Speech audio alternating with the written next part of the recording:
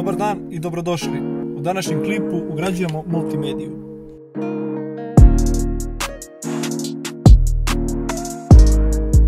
Uz multimediju koju danas ugrađujemo stigli su svi potrebni adapteri i Campus dekoder koji služi za komunikaciju fabričkih komponenti vozila sa multimedijom. Također dobijamo i potreban alat za ugradnju.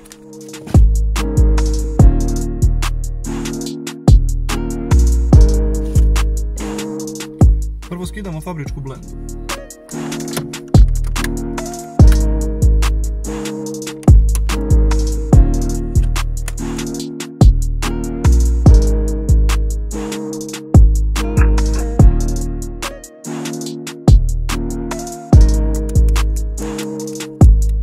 Prekidač prebacujemo na blendu multimedije.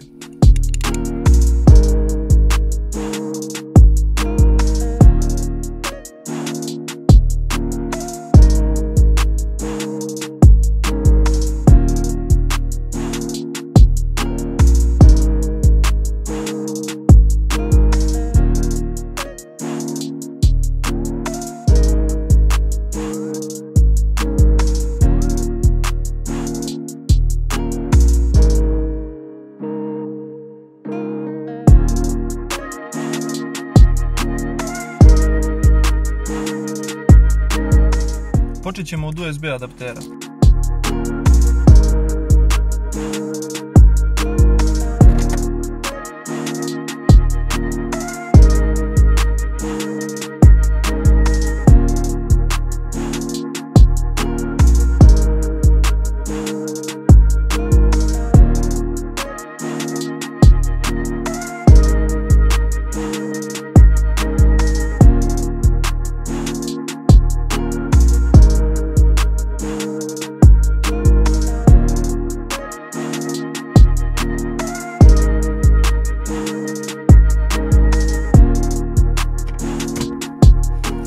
Sljedeća stavka je antena za GPS.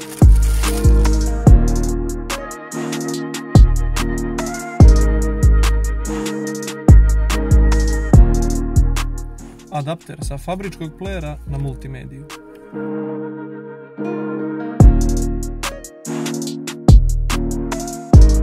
Campus dekoder. Adapter za antenu.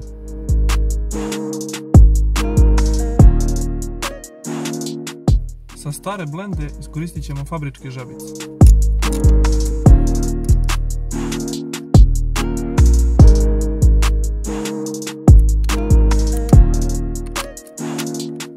Sada ćemo vratiti fabrički prekidač. Slijedi povezivanje.